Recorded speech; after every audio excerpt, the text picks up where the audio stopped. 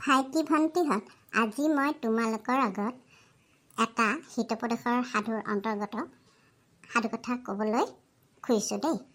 সাধুকথাটোৰ নাম হৈছে হৰিণা, কাউৰী আৰু শিয়ালৰ সাধু। নামটো অকণমান দীঘলীয়া, তথাপি সাধুকথাটো আশা কৰোঁ তোমালোকে শুনিলে বৰ ভাল পাবা। এতিয়া মই বাৰু আৰম্ভ কৰিছোঁ দেই। হৰিণা, কাউৰী আৰু শিয়ালৰ সাধু। বহু দিনৰ আগৰ কথা। এখন অৰণ্যত আন বহুতো জন্তুৰ লগতে এটা হৰিণা আৰু কাউৰীয়ে বাস কৰিছিল। সিহঁত দুয়ো বৰ নলগলে লগা বন্ধু আছিল দেই। পৰাপক্ষত সিহঁতে একেলগে ঘূৰি ফুৰিছিল।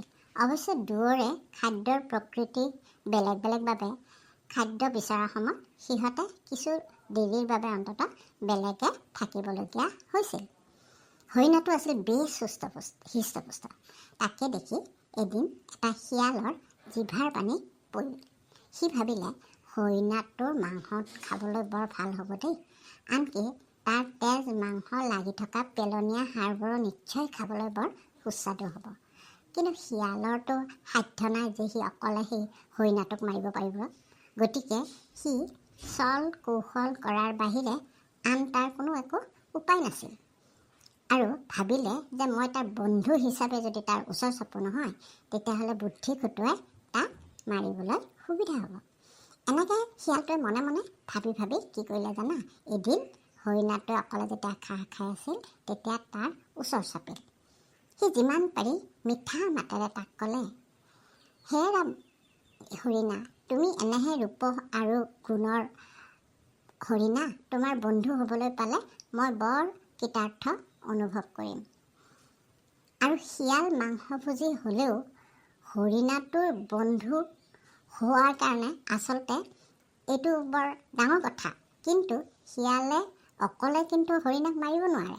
গতিকে শিয়ালে কি কৰিলে, তোষামোদপূৰ্ণভাৱে হৰিণাটোক একেবাৰে গলি যোৱা ধৰণে কথা কিছুমান ক'লে যে তোমাক মই বন্ধু হিচাপে পালে মোৰ বৰ ভাল লাগিব, তুমি মোৰ বন্ধু হ'বানে?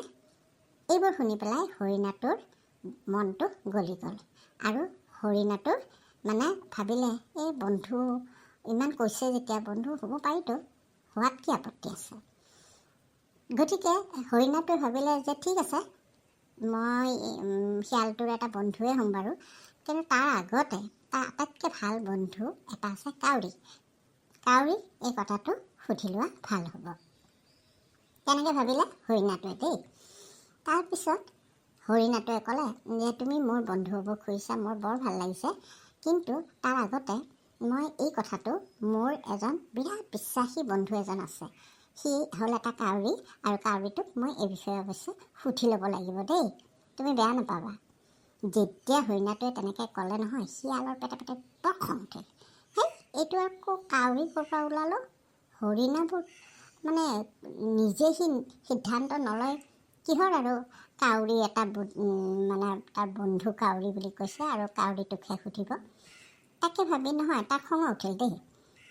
তাৰপিছত সি এটা কথা জানে শিয়ালে, যে হৰিণাবোৰ অলপমান মূৰ্খ হ'লেও কাউৰীবোৰতো বৰ বুদ্ধিয়ক। গতিকে কাউৰীয়ে কিজানি শিয়ালৰ এই বুদ্ধিটো ধৰা পেলাবই পাৰে। তথাপিও সন্দেহ এটা কৰিছে, পেটে পেটে ভয়ো লাগিছে।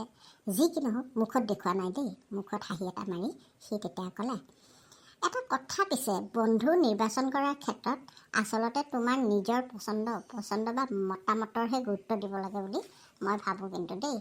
কিন্তু তুমি আকৌ তোমাৰ বন্ধু কাউৰীক সুধিম বুলি কৈছা। ঠিক আছে বাৰু, তুমি যদি ইচ্ছা কৰা গতিকে সুধি ল'ব পাৰা, মই বাৰু বাধা নিদিওঁ।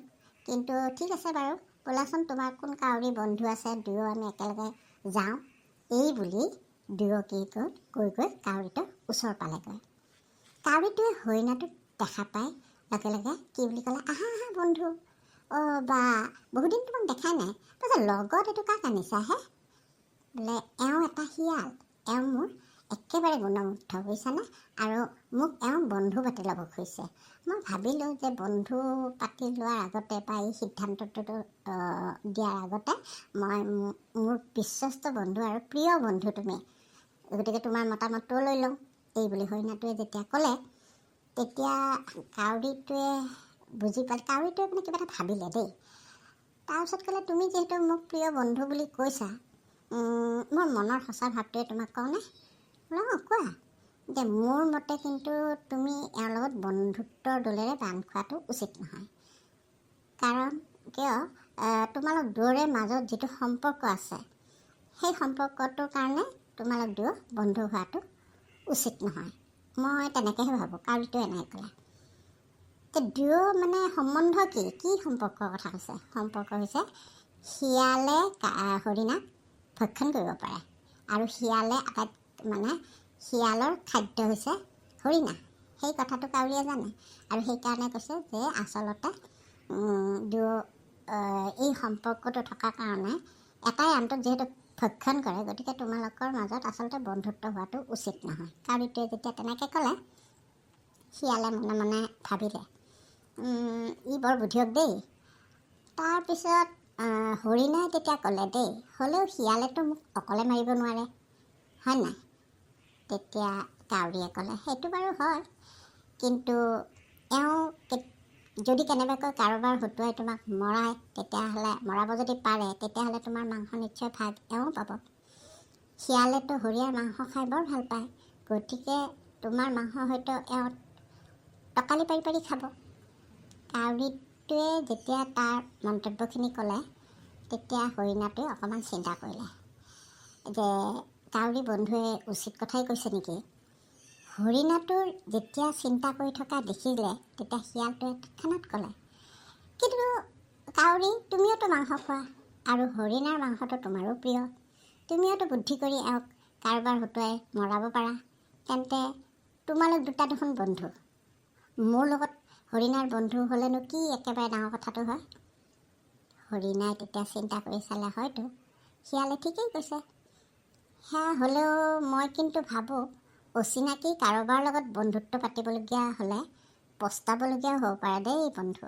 কাউৰীয়ে হৰিণাক ক'লে, তাৰমানে অচিনাকি কাৰোবাৰ লগত বন্ধুত্ব কৰা মই কৰিব দিয়া নাই, কিন্তু তুমি কৰিব খুজিছা যেতিয়া পাছত যাতে পস্তাবলগীয়া নহয়, এইটো ক'লা দেই। তেতিয়া সেইটো কথা শুনি শিয়ালে মনে মনে খঙে উঠিল দেই। শিয়ালে তেতিয়া তৎক্ষণাত ক'লে, তোমাৰ লগত যেতিয়া হৰিণাটোৱে প্ৰথম বন্ধু হৈছিল, তেতিয়াতো তোমালোকো অচিনাকি আছিলা। তেনেহ'লে কেনেকৈ বন্ধুত্ব হ'ল? অচিনাকিৰ লগত যে বন্ধুত্ব কৰিলে পস্তাব লাগিব বুলি কৈছা। হৰিণাটোৱে তোমাৰ লগত বন্ধুত্ব হোৱাৰ বাবে কেতিয়াবা পস্তাইছে নেকি? শিয়ালটোৱে কাউৰীটোক স্পষ্টকৈ সুধিলে। তেতিয়া কাউৰীটোৱে মনে মনে থাকিল।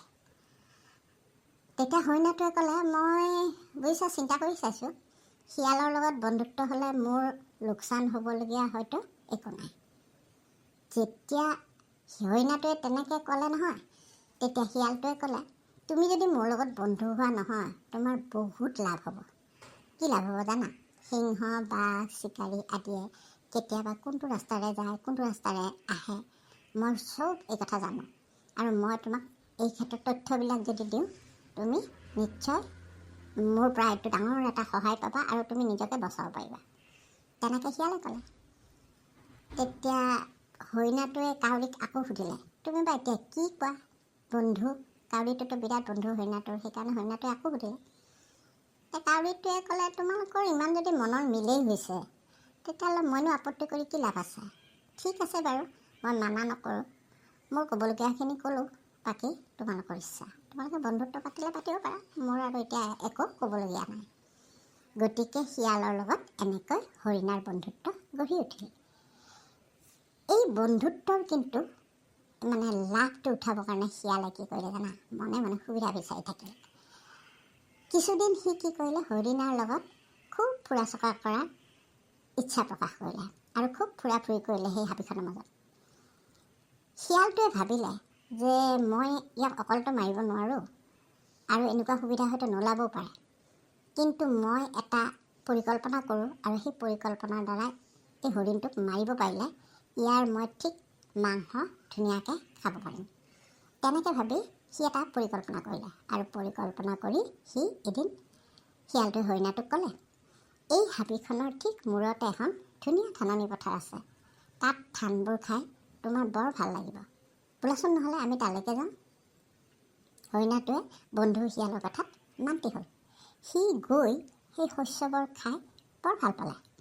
তাৰ তালৈকে শিয়ালটোৱে লৈ গ'ল। তাৰ পিছদিনাখনো সি ধান সোপা খালে। তাৰপিছত শিয়ালটোৱে চিন্তা কৰি থাকিলে, মনে মনে চিন্তা কৰিলে যে এই ধানৰতো গৰাকী আছে খেতিয়কজন, সেই খেতিয়কজনেতো আহি পেলাই 2 এদিনতে হয়তো আহি পেলাই বিৰাট খং উঠিব কোনে মোৰ ধান খালে বুলি। তেতিয়া হেৰিজনে খেতিয়কজনে নিশ্চয় জাল পাতি থ'ব, আৰু সেই জালত যোনদিনা হৰিণাটো পৰিব নহয়, তাৰপিছত হৰিণাটোৰ সি মাংস চাংস ছাল বা মাংস হাড় এই চব খাই থাকিব পাৰিব। এইবোৰ ভাবি পেলাই তাৰ মনতে বিৰাট ফূৰ্তি লাগিলে আৰু তাৰ জিভাৰ পানী পৰিবলৈ ধৰিলে।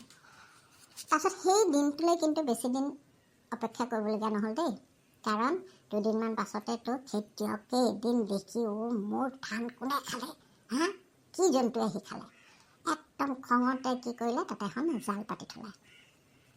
তাৰপিছত সেই জালততো পিছদিনাখন হৰিণাটো লাগি ধৰিল। লাগি ধৰাৰ লগে লগে জালত একদম এৰাব যিমানেই চেষ্টা কৰিছে হৰিণাটোৱে সিমানেই পেচ খালে। তাৰপিছত হৰিণাটোৱে চিঞৰি চিঞৰি শিয়ালটোক মাতিলে, আহা বন্ধু আহা, মই বৰ বেয়াকৈ পেচ খালোঁ জালত, মোৰ বৰ বেয়া কথা হ'ল, তুমি মোক বচোৱাচোন বন্ধু, বচোৱা নহ'লে মই মৰিম এতিয়া। তাৰপিছত হৰিণাটোৱে যেতিয়া বচোৱা বুলি চিঞৰিলে, শিয়ালটোৱে বিৰাট ফূৰ্তি পালে দেই পেটে পেটে। সি নজনাৰ ভাওজুৰি ক'লে, কেনেকৈনো বচাওঁ তোমাক, মই একো ভাবিয়েই পোৱা নাই দেখোন, মোৰ একো বুদ্ধিয়েই কাম কৰা নাই। তাৰপিছত শিয়ালটোৱে তেনেকৈ কওঁতে হৰিণাটোৱে কয়, কিয় তোমাৰ দেখোন বহুত বুদ্ধি, এটা বুদ্ধি ভাবি উলিয়াব পৰা নাই নে? মোক সোনকালে নিয়া ইয়াৰ পৰা, জালখনৰ পৰা, নহ'লে তোমাৰ চোকা দাঁতেৰে জালখনৰ সূতাবোৰ ছিঙি দিয়াচোন, আৰু ছিঙি দিলেই মই জালখনৰ পৰা ওলাই দৌৰ মাৰিব পাৰিম। হৰিণাটোৱে তেনেকৈ ক'লে। তেতিয়া শিয়ালে ক'লে, সেইটো আজি মই কৰিব নোৱাৰোঁ নহয়, কাৰণ আজি হৈছে দেওবাৰে মোৰ ব্ৰত থাকে, মইতো মুখত একো নলগাওঁ, মইতো দুখনে থাকোঁ, তাতে আকৌ জালখন জন্তুৰ ছালেৰে তৈয়াৰী, গতিকে মই যদি সেইখন দাঁতেৰে কামুৰি পেলাই ছিঙোঁ তেতিয়াহ'লে মোৰ ব্ৰত চ্ৰতবিলাক চব এনেই যাব দেখোন। গতিকে মইতো ইয়াৰ সূতাবিলাক দাঁতত লগাব নোৱাৰোঁ। গতিকে মই ইমান দিনে যিমান ব্ৰত কৰি যিমান ধৰ্ম কৰিছোঁ, যিমান ব্ৰত কৰিছোঁ, মোৰ স্বৰ্গলৈ যোৱা যিটো ইচ্ছা, সেই ইচ্ছা দেখোন ইয়াতেই শেষ হ'ব। গতিকে আজি যাওকচোন দিয়া দিনটো, মই এবাৰ আন কিবা এটা বুদ্ধি কৰি চাওঁ, নহ'লে কাইলৈ পুৱাই কিবা এটা কৰি তোমাক মই উদ্ধাৰৰ চেষ্টা কৰিম। এই বুলি শিয়ালটোৱে কি কৰিলে জানা, হৰিণাটোৰ ওচৰৰ পৰা গুচি গ'ল। আচলতে সি কি কৰিলে, গুচি গৈ জোপোহাৰ আঁৰত লুকাই হৰিণাক মালিক আহে নেকি, খেতিয়কজন আহে নেকি তাৰে ৰেহৰূপ চাই আছিল। তাৰ এইবিলাক কথা শুনি নহয় হৰিণাৰ লাহে লাহে এনেকুৱা লাগিল যে শিয়ালটোৱে বদমাচি কৰিছে নেকি, তাক এৰুৱাব খোজা নাই নেকি, তাক মৰিব দিছে নেকি, সন্দেহ এটা হ'ল। হৰিণাটোৱে তেতিয়াহে ধৰিব পাৰিলে পেটে পেটে যে কাউৰীটোৱে ঠিক কথাই কৈছিল দেই, তাক ভাল উপদেশ দিছিল। গতিকে সি ভাবিছে সিহে কাউৰীৰ কথা নুশুনি পেলাই ডাঙৰ ভুল কৰিলে নেকি, আৰু নিজৰ মৃত্যু নিজেই মাতি আনিলে যেন পাইছে। ইফালে সন্ধিয়া হৈ আহিল, সন্ধিয়ালৈকেতো হৰিণাটো ঘূৰি নহা দেখি সেইপিনে কাউৰীটোৰ বৰ চিন্তা হ'ল, তাৰ বন্ধুটো কাউৰীয়ে ভাবিলে হৰিণাটো আজি ইমান সময়লৈ অহা নাই কিয়। গতিকে সি হৰিণাটোক বিচাৰি উৰি ফুৰিব ধৰিলে। তাৰপিছত যেতিয়া পথাৰখনৰ ওচৰ পালে নহয়, পথাৰখনৰ ওচৰ পৰা দেখে জালত হৰিণাটো বন্দী হৈ আছে। তেতিয়া সি ক'লে, বন্ধু তোমাৰ কি হ'ল, কেনেকৈ তুমি জালত পেচ খালা? তাৰপিছত হৰিণাটোৱে ক'লে, মোক মহা ভুল কৰিলোঁ, মই আজি জালত পেচ খাই গ'লোঁ, তোমাৰ কথা নুশুনি মই কিমান ডাঙৰ বিপদত পৰিছোঁ জানানে, তুমি মোক কিবাকৈ উদ্ধাৰ কৰা না। তেনেকৈ কাকুতি মিনতি কৰিব ধৰিলে দেই হৰিণাটোৱে। তেতিয়া কাউৰীটোৱে ক'লে যে তুমি ইমান ডাঙৰ বিপদত পৰিছা, তোমাক মই বচাবই লাগিব, যেনেকৈ নহওক তোমাক মই বচাবই লাগিব, খালি তুমি ধৈৰ্য ধৰাচোন দেই। কাউৰীটোৱে অধৈৰ্য হৈ গ'লে, তোমাক বচাব কিবা এটা বুদ্ধি ভাবোঁ মই। এই বুলি কাউৰীটোৱে কি কৰিলে জানা, তৎক্ষণাত এটা বুদ্ধি উলিয়ালে। পাইছোঁ, মই এটা ধুনীয়া বুদ্ধি পাইছোঁ। আজিতো সন্ধিয়া হ'লেই, গতিকে ইয়ালৈ আৰু কোনো নাহে। কাইলৈ পুৱা যেতিয়া এই খেতিৰ মালিকজন যেতিয়া খেতিয়কজন আহিব নহয়, তোমাক জালত যেতিয়া লাগি থকা দেখিব, তেতিয়া তুমি কি কৰিবা জানা, চকু দুটা ঢেল খুৱাই এনেই তুমি শুই থকা নিচিনাকৈ মৰা ভাও জুৰি থাকিবা। যেতিয়া তুমি মৰাৰ দৰে ভাও জুৰি পৰি থাকিবা, তুমি মৰিছা বুলি ভাবিব খেতিয়কজনে, আৰু মই কি কৰিম জানা, বুদ্ধি কৰি তোমাৰ ওচৰত থাকি তোমাৰ যেন চকু দুটা উলিয়াই আছোঁ, খুটি থকা নিচিনাকৈ থাকিম, মৰা জন্তু তুমি, মৰাটো তোমাৰ মই চকুটা উলিয়াই আছোঁ, ঠিক এনেকৈ এনেই আৰু মিছাকৈ খুটি থকা নিচিনাকৈ থাকিম। তাৰপিছত খেতিয়কজনে ভাবিব যে এইটো হৰিণাটো মৰিলে, এতিয়া মোৰ জালখন আঁতৰাব লাগে। সেই বুলি যেতিয়া জালখন আঁতৰাবলৈ চেষ্টা কৰিব নহয়, মই যে জালখন অলপ মেল খাই যাব, তেতিয়া মই একদম তোমাক এটা এনেকুৱা ইংগিত দিম, মই চিঞৰ বাখৰ কা কা কা কা এনেকৈ দিম। তুমি তেতিয়াই তৰা নৰা ছিঙি হাবিলৈ দৌৰ মাৰিবা দেই। তাৰপিছত এবাৰ যদি তুমি হাবিখন পোৱা নহয়, তাৰপিছত ময়ো উৰি গৈ তোমাৰ ওচৰ পাম। এতিয়া হৰিণাটোৱে খুব ভাল পালে দেই তাৰ পৰিকল্পনাটো দেখি কাউৰীটোৰ। সেইটোকে কৰিম দিয়া, সেইটোকে কৰিম। তুমি যে জালখন মুকলি যেন হ'লে তুমি মোক কা কাকৈ চিঞৰিবা আৰু মই একদম উঠি দৌৰ মাৰিম। এনেকৈ দুয়ো কথা পাতিলে। তাৰপিছত জালত বান্ধ খাই থকা অৱস্থাত হৰিণাটোৱে কি কৰিলে জানানে? সেই পৰিকল্পনা যিটো আছিল, সেই পৰিকল্পনাৰ ধৰণে হৰিণাটোৱে থাকিলে 5 দিনা।